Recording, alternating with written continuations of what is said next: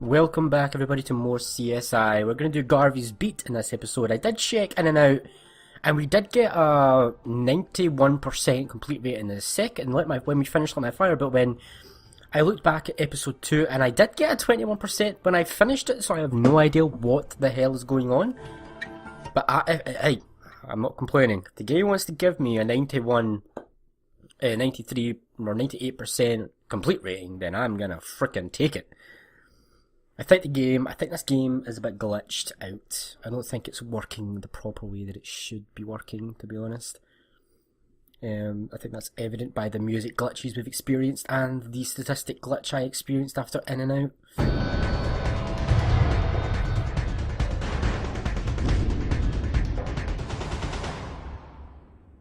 Patrol Officer James Garvey has been murdered. As a new CSI, this is your first cop killing. Unfortunately, it's probably not your last. Work fast and careful. Tropicana Avenue, go. Damn, cop killers. Gonna nail this one. Who am I working with this time round? Apparently Officer Garvey stopped to help a stranded motorist. Or someone pretending to be. To serve and protect. And sometimes, this is the reward. We'll never have more important work to do than this. Hey, before we get started, I want to introduce myself. I'm Nick Stokes. I've heard a lot of good things about you from Sarah, so let's work quick to nail this creep. Damn right, let's do this. I am not gonna let this guy go. Blood here. Well, it's obviously blood, so we don't need to do that, but let's just swab it. Looks like, what's this? Murder weapon by the looks of things? You better check it for trace evidence before we collect it. Check it for trace evidence. So, luminol? We can't use that here. If it's not luminol, then it's got to be... There's no prints here. Fingerprints? No?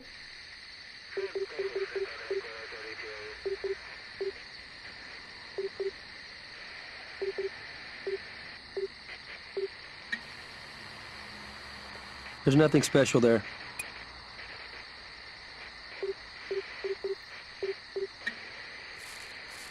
There's no prints here. Damn it, I am messing up on this already. He said check it for trace evidence, but... There's nothing special there. Right, I'm going to come back to that because I've definitely messed up a bunch on that. Oh, gun. .32 caliber mag. Probably Garvey's own piece, but we'll have to confirm that. Let's look for prints. Lots of prints there. All of the rounds are accounted for. I'd say it wasn't fired recently. Right, okay. Let's actually look at Garvey.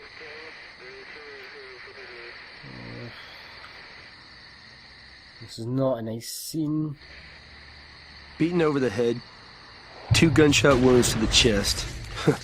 Man, somebody didn't want Officer Garvey walking away from this one. No sign of exit wounds. Right, looks like the bullets are still inside, sadly. Right, look at the head, blunt trauma. That tire iron may be our head wound weapon, which looks deep enough to cast, but let's be careful not to stretch the skin.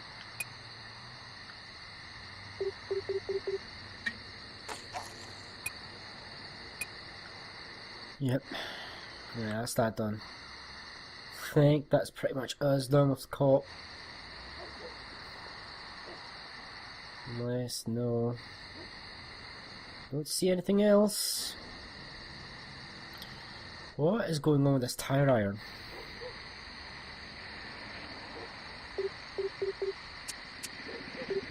You better check it for trace evidence before we collect it. Right. It's gotta be something, right? It is clearly not this.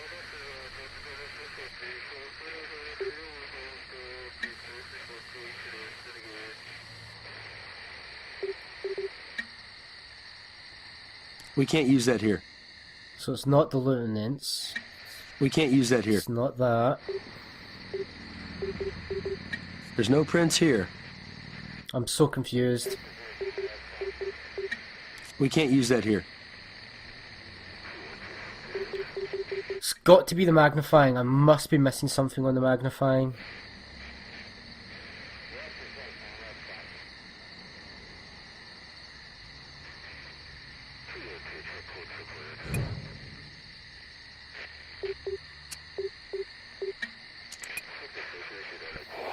Someone could have been holding this tire iron as a weapon.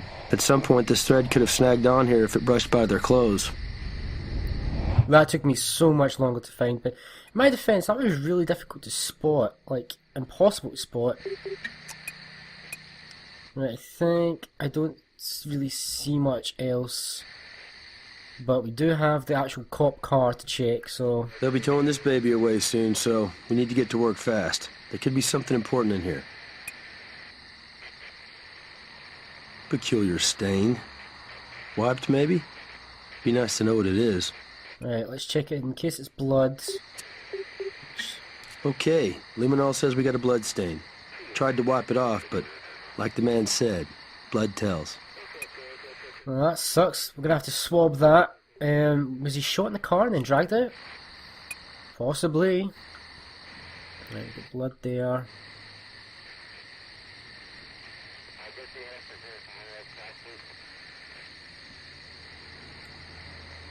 This is another cop's ID. Jeffrey Deschamps. And check out the date of birth. Deschamps is a 72-year-old cop?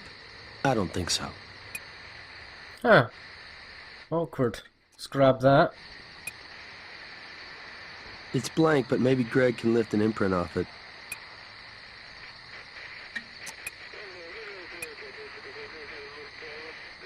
Right, I think that's all we're gonna get from the car. I don't see much else. Nothing's going off really. I think that's it. I think we're all done. Let's go to the morgue, see victim analysis. Something? Pretty recent. There's some early rigor mortis, I'd say no more than 3 or 4 hours ago. Well, I'd say it's a pretty good match to the skull fracture. Despite the power of the blow to the head, the officer was still alive. Unconscious maybe, but breathing. The 2 bullets in the chest put a stop to that. So it was the execution that killed him, really. Pulling the scalp back revealed a basal skull fracture. Combined with conjunctival hemorrhaging, we have a forceful blow to the head. Hard, slender object, like an iron rod. Both bullets entered through the chest. Stippling is consistent with being shot at close to medium range. One struck the left lung and lodged there. Other hit the left second rib, deflected down through the stomach into the upper intestines. We recovered both rounds. Right, so we can do comparisons. As grim as it is. Greg? What's up? It's all you now, buddy. Alright, let's start with all our trace evidence. So you figure this blood came from the killer? No, I don't second guess you, Greg. I'd never hear the end of it. Wise move. Oh, yeah? We have a bore here, casting no aspersions on present company. This is sus scrofa, blood of a wild boar. Pig blood. That's weird. That was the blood near the officer as well. Gun prints, headwind The cast. cast of the wound indicates something slim, tubular. Yeah, it's definitely the tire iron. Cotton. Red dye present but faded. Got another sample I can compare it to? And sample of stain. Nothing new to report on that. No idea. Right, anything else? I used an electrostatic detection apparatus to see if the previous page's message made a big impression. Sorta like I do. Here's what came up. Tropicana Avenue, car on roadside, needs assistance. Right, I'm sorry. I just can't deal with that anymore. Wait, what about the identification? This ID isn't legit. It's a forgery. Pretty good one, too. Right, okay, that's fair enough. Right, okay, actual items now. Garvey's weapon, clean barrel, fully loaded, not fired recently. Okay, and the tire iron. There were a few tiny spatters of blood on the tire iron. Matches Garvey's. Alright, so that's definitely been used. 2 bullets. Those oldies but baddies? 44 caliber, 30 to 35 years ripe. Of course, they could be reloads. Right, okay, what is next for us? Everything we can done is done. Let's go to the computer and start doing things. We've got one fingerprint near the officer. Let's search that and see if we can come up with a match. Right, Corey Mazzotti, no. James Garvey, yep. Well, this is no shock. Our dead officer's prints are on his own weapon. Well, that's a dead end deal then. About the identification. I really don't like where this is going. Officer Jeffrey Deschamps killed along the roadside helping a motorist with a flat 30 years ago. Unsolved. M.O.? Deja vu all over again. A tire iron. Pool of blood. Blank notepad. Murder weapon. A .44 Magnum. In the grass under the patrol car. Only upside, it's a lead.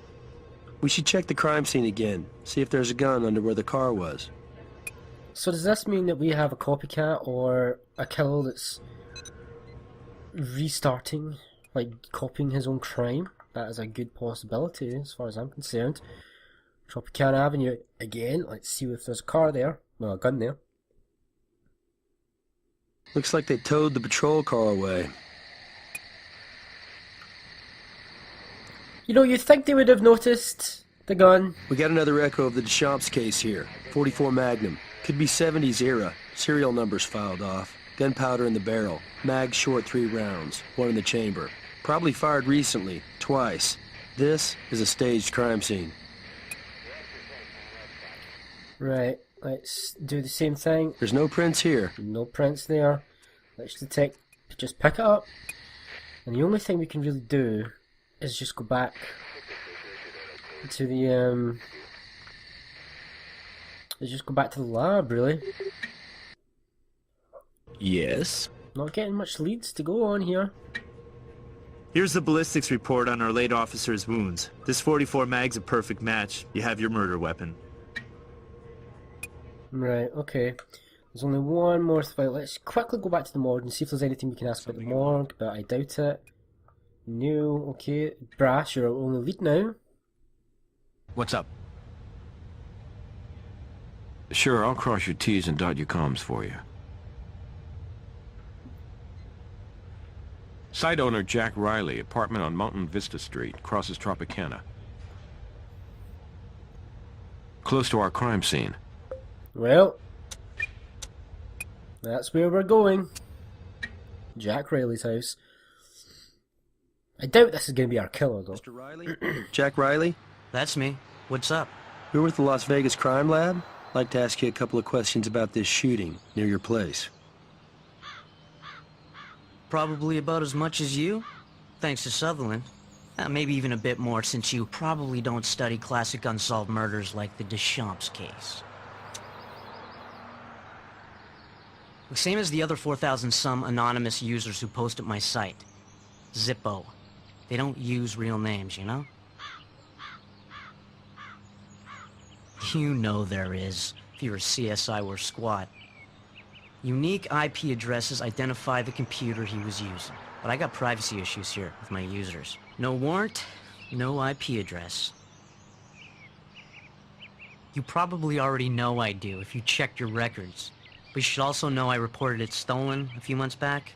Had a party and somebody got in my gun case and helped him or herself. As for suspects, I had 35 of my closest friends over. Listen, I don't mind cooperating, and I got nothing to hide, but I also know my rights. No warrant, no entry. Well, since you're being a bit of a dick. Brass. Riley's hosting the website where somebody's bragging about this killing, plus Jackie Boy owns a gun that matches the murder weapon. Isn't a judge in town who won't let us check that apartment. Thanks, Brass. Appreciate it. What a shock. Cop goes down, so does the Bill of Rights. Go ahead. Go inside. For all the good it'll do ya. You wanted a warrant, we got you a warrant, now you're complaining that we have a warrant. It's with you, man. This guy's into true crime heavy duty. Whoa. Here's a book by Edwin H. Sutherland, late great criminologist.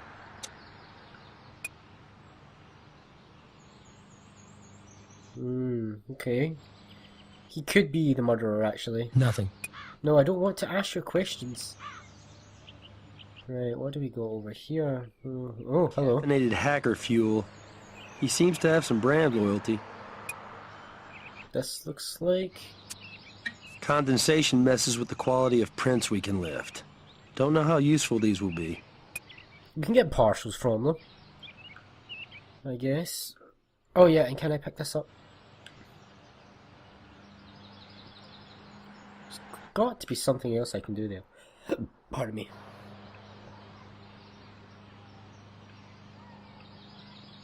Guy greets us with the warmth of a cobra, but check this out. It's like he's our biggest fan. Okay. Interesting. The real thing we're gonna have to check here. Damn, Sutherland again. Sicko was at the crime scene before we went back and found the murder weapon.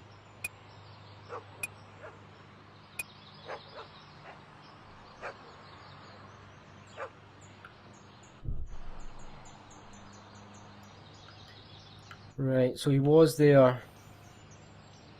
1-132-255-17. IP address list. I think we can use that to track him down. I don't have...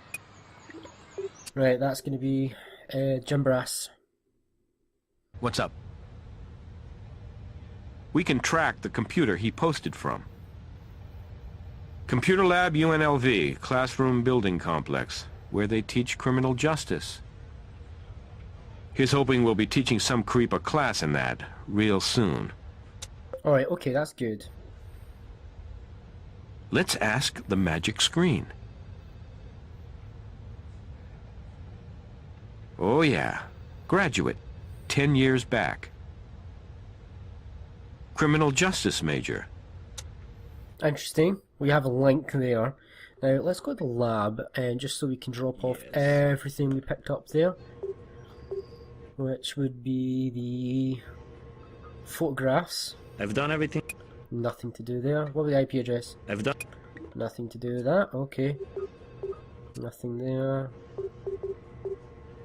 We do have the soda can prints. Let's see if we can get anything, although I doubt it.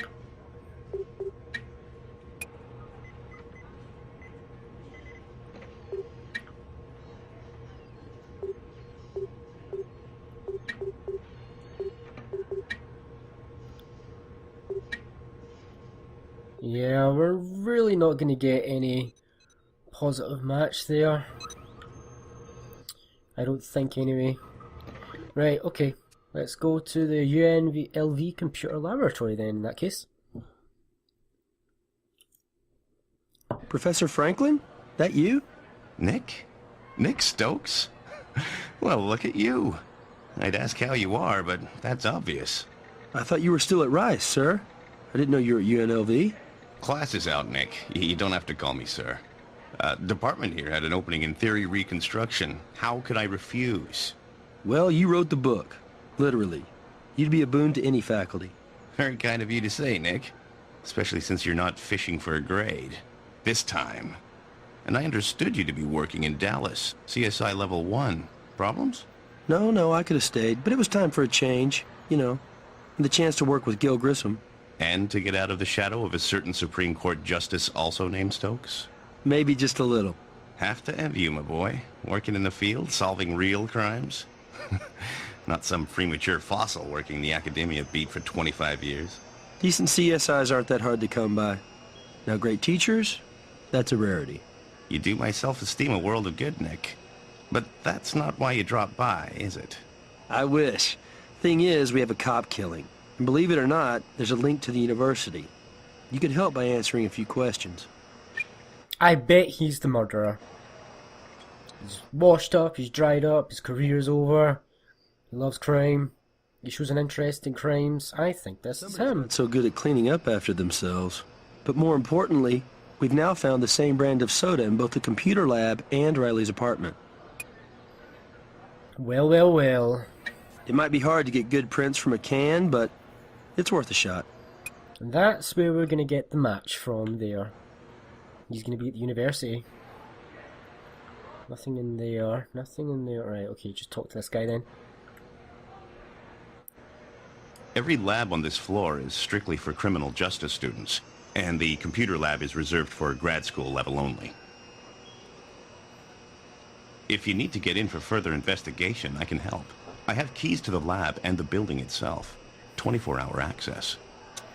24-hour access, you say? A little surprised you'd have to ask that question.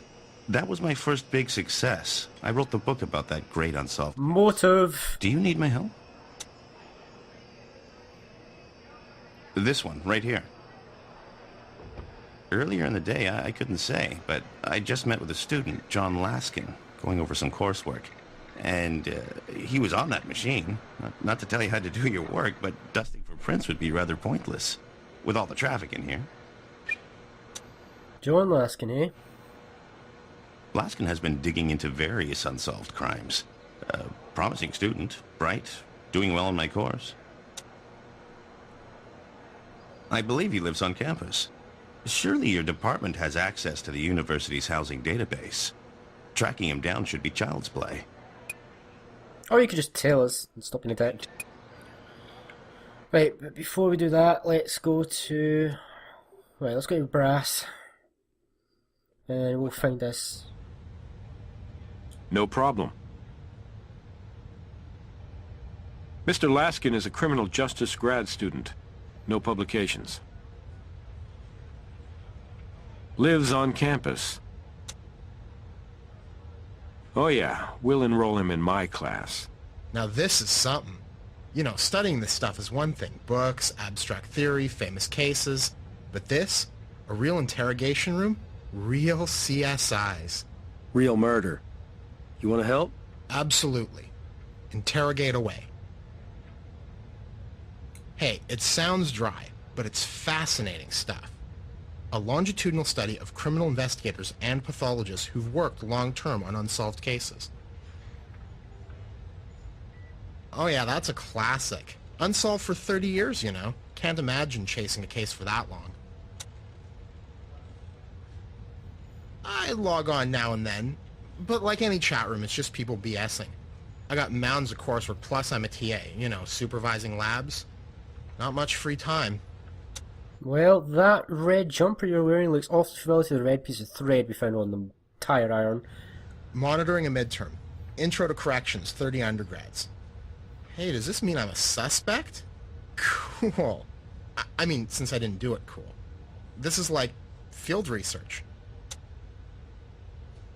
No. Why? You find threads or something? Well, sure, no prob, but just be careful. I'm just a guy scratching by on a partial scholarship. Don't have much of a clothes budget. Well, we're going to find that that evidence matches up to the red thing. Let's go back to the lab, which I actually wanted to do. I didn't want to interview this guy until we'd... Right, computer lab cans. Put that to the computer, and we're going to match them up right away. You don't quite have a match there. Oh, we don't? Really? Oh, I was surprised by that. Right, let's try.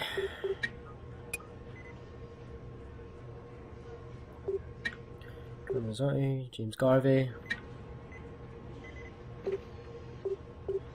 Nah, this isn't gonna get me anywhere. Damn it, I thought I was onto something there. Using email from Oh, I missed that. What did he say? Something about Sutherland. Similar, but not exactly the same. Greg's opinion's what we should trust.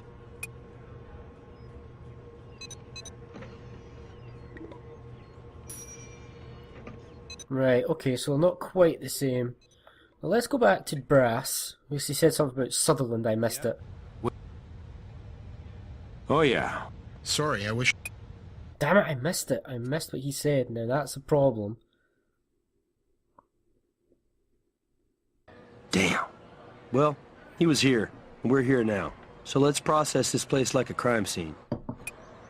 Oh, he was here and he posted from this computer recently. That's what it was, probably.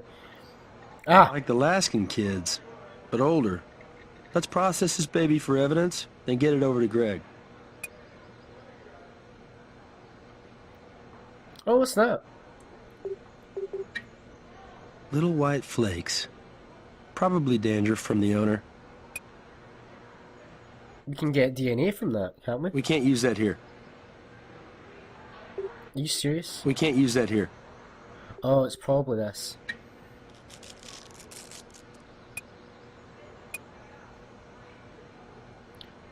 Right, and there we go. We are so going to find a match on that, I bet you.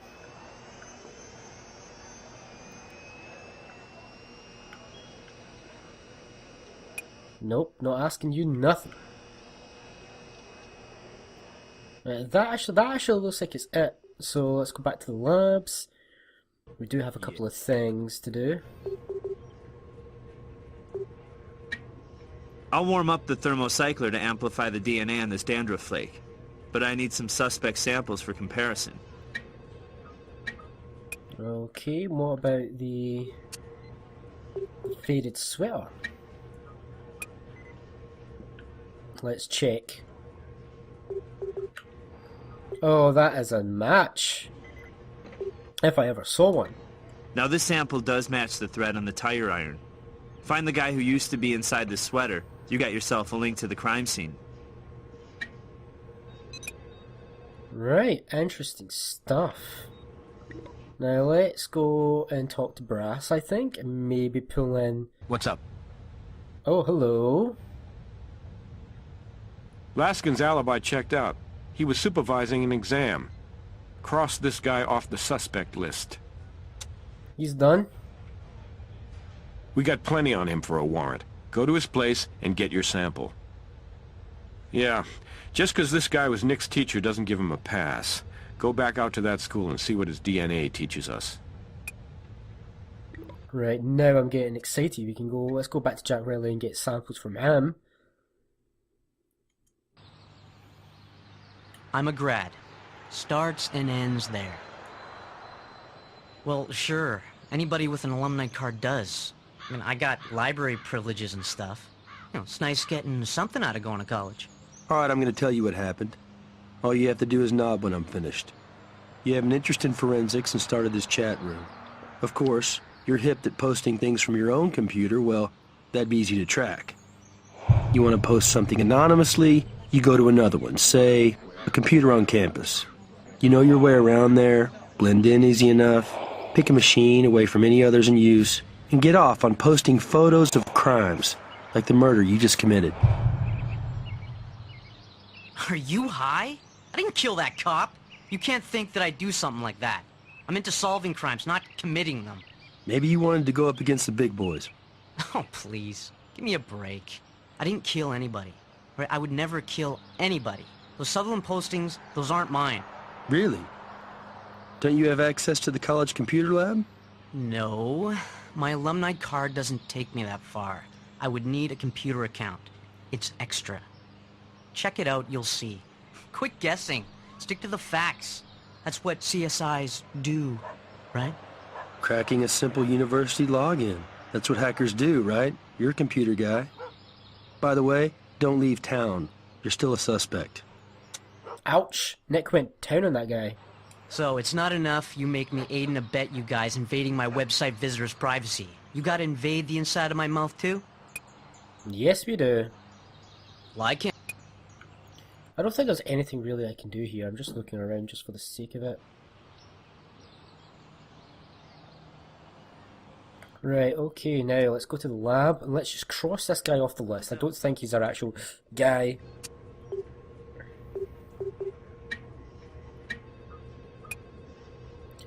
And then do we get... Oh, we don't actually get DNA from that, okay. Right, DNA. Let's look at the dandruff flake. Let's look at the Jack Riley's DNA. Not a match. Now let's go back to the lab and find Nick's dear-old professor, who I have a bad feeling about. Just what I read in the news. My phone has been ringing off the hook. Reporters asking me to comment due to my expertise with the Deschamps case. Is that why you're here? Well, in my office, marking some papers. Can anyone substantiate that? A teaching assistant, maybe? A fellow professor that dropped by? No. I go to my office at that hour specifically for solitude. I was quite alone. Oh, damn. Not good for you. For what reason? Surely I'm not a suspect in your investigation. You know how it is, sir. Just covering the bases. We're back to sir, are we? And what if I said you need a warrant to perform that affront? I'd say we do have a warrant. Well, I was just making sure you weren't getting sloppy, Nick. You know, taking advantage of our... Anyway, go right ahead. See? I can't... It's all fine. Now, let's nail this guy. I'm sure it's him. Yes? Where is my DNA swab? Give me it. Let me do it. It's definitely him. Ta-da! Him! The professor's DNA markers match the dandruff sample. Looks like the next class Franklin teaches is going to be high school equivalency to the other inmates. Is that us done? Really?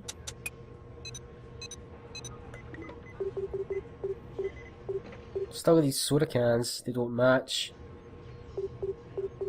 And Jack Riley's DNA swab is still thingy, as is the sample stain.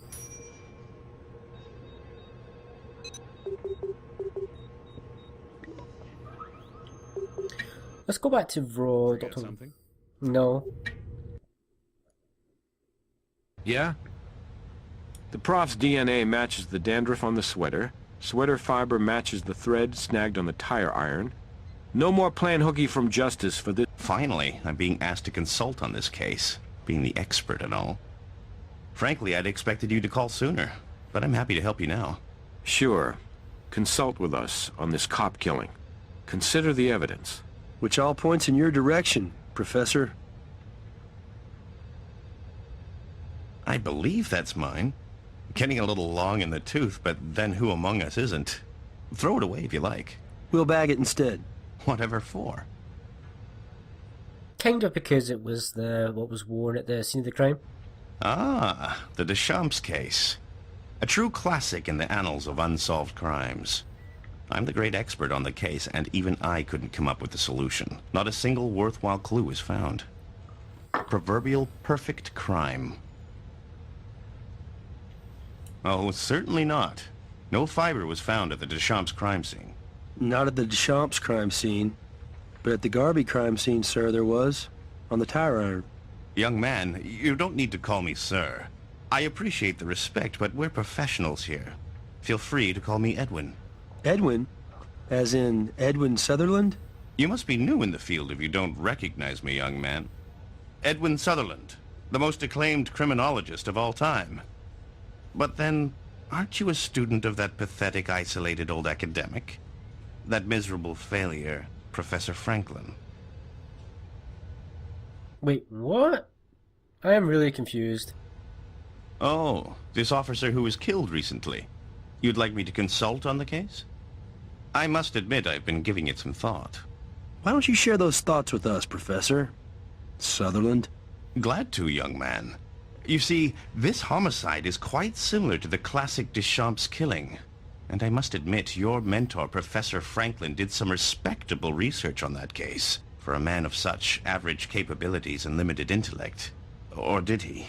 You see, your perpetrator was recreating the Deschamps murder, undoubtedly. The killer would have faked a flat tire and waited for help to come. It would only take a few minutes. Even in this tawdry day and age, the police serve and protect. The killer would have allowed the officer to draw close in order to take a good hard swing at him. But apparently he didn't notice a tiny thread snagging on the tire iron. The incriminating clue.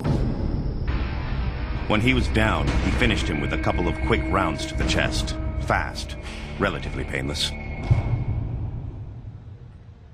The clues from the Deschamps case, of course, had to be replicated. The killer left a bit of blood near the body. Crudely symbolic pig's blood. Gun under the car, a few pages off the notepad. I made sure this was clear by publishing my findings on that quaint crimechat.com. But one must wonder how he would have so intimately known the details surrounding the original crime. Could he have been responsible for both? Oh, so this guy is, Oh. Nick? Nick? Seeing you, it's like seeing my own ghost. My own long-lost conscience. Something you want to get off your chest, Professor? I just can't live with it anymore. My entire career, built on one great lie. I was just starting out, wanting to make a name for myself, but you must understand. It was theoretical. What was, Professor? Killing that officer. Garvey? Deschamps. I wanted to see a crime from the inside out. I suppose every criminalist ponders the perfect crime. It was motiveless. Or at least the motive was so obscure that... Anyway, I did it. All those years ago. You killed Officer Deschamps and built your reputation as an expert on a crime you committed yourself. And now you've done it again. What, try and recapture some of that old glory? Yes. Yes. Nick, please. I couldn't help myself. Please, do something. Make sure I never do anything like this again. Help me. Professor, we'll see what we can do. I just reviewed the notes on your last case. Franklin apparently was racked with guilt, and the Sutherland subpersonality evolved to help resolve it. But it was your skills that bridged their gap and exposed Franklin for who he really was. Good job. Now let's evaluate your performance for this case. Not very good, I don't think. 94? Okay, I'll take it. 94. I will take that. Well, Garvey's beat is done. So what is next on our case to do? We have more fun than a barrel of corpses. Let's start that next time, shall we?